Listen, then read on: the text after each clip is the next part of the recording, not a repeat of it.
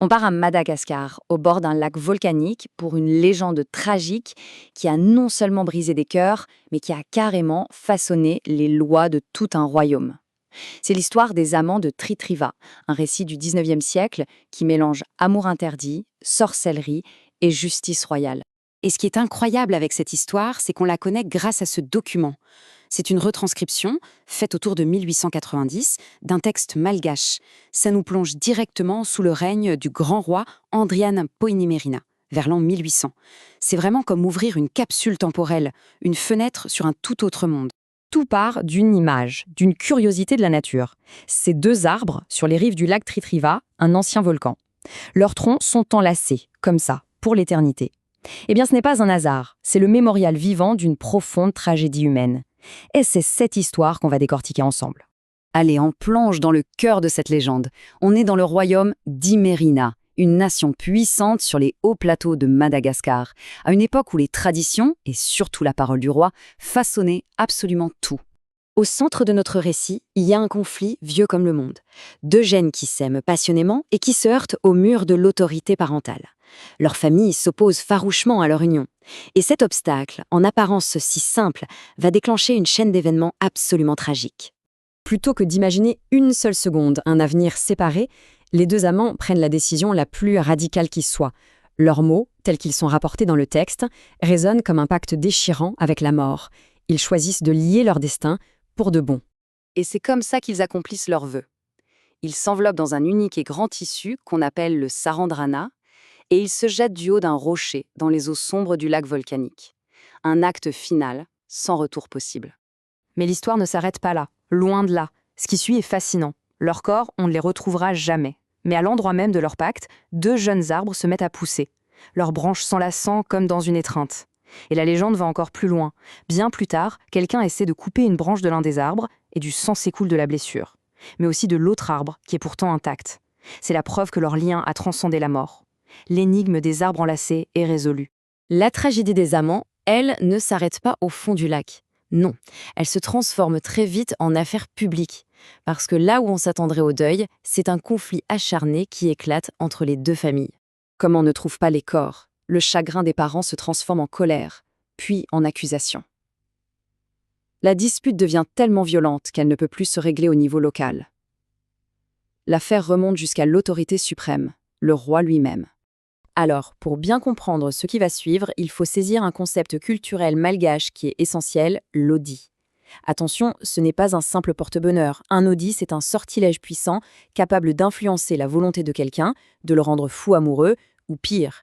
Et c'est précisément ce concept qui va être au cœur de la dispute. Et les accusations fusent. Elles sont terribles. Le père de la jeune fille pointe l'autre famille du doigt. « C'est ton fils.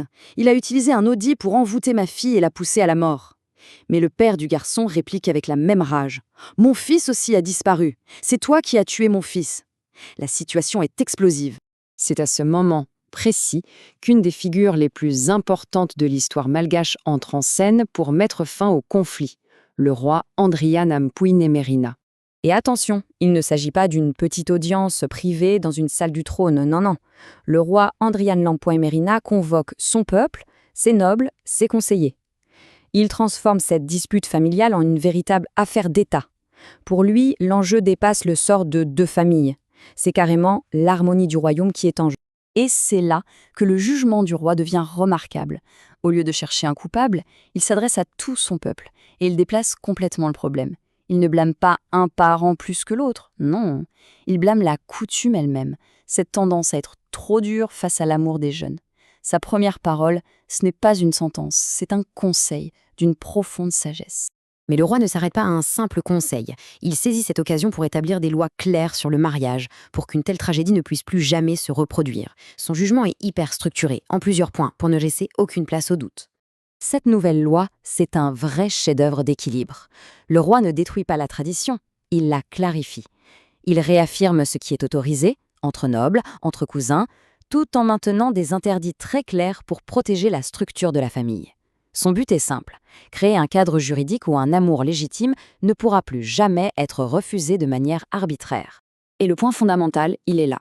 Ce discours, ce n'est pas qu'un avis, c'est un décret. À cet instant précis, La parole du roi devient la loi du royaume d'Imérina. Il a utilisé une tragédie privée pour forger une règle nationale, une règle que tout le monde devra désormais respecter. Et voilà, la boucle est bouclée. L'histoire des deux amants malheureux n'est plus seulement un conte populaire, elle est devenue la pierre angulaire d'une nouvelle loi sociale. L'impact de cette décision a été direct et durable. Dans la région même du drame, la légende de Tritriva est devenue un puissant avertissement. À partir de ce moment, s'opposer à un amour qui était autorisé par la loi du roi, ce n'était plus une simple affaire de famille, c'était défier la sagesse royale et risquer de provoquer une nouvelle tragédie. Aujourd'hui encore, la mémoire des amants de Tritriva est bien vivante. Leur histoire, née d'un amour brisé, est devenue inséparable de l'histoire de la justice et du droit malgache. Et tout ça est symbolisé par ces deux arbres qui, encore et toujours, continuent de s'enlacer au bord du lac. Finalement, cette histoire nous amène à une réflexion beaucoup plus large. Elle montre de manière saisissante comment une souffrance humaine peut devenir le moteur d'un changement pour toute une société. On peut se demander, combien de lois qui nous régissent aujourd'hui portent en elles l'écho d'une tragédie passée, une tragédie transformée en sagesse pour l'avenir ?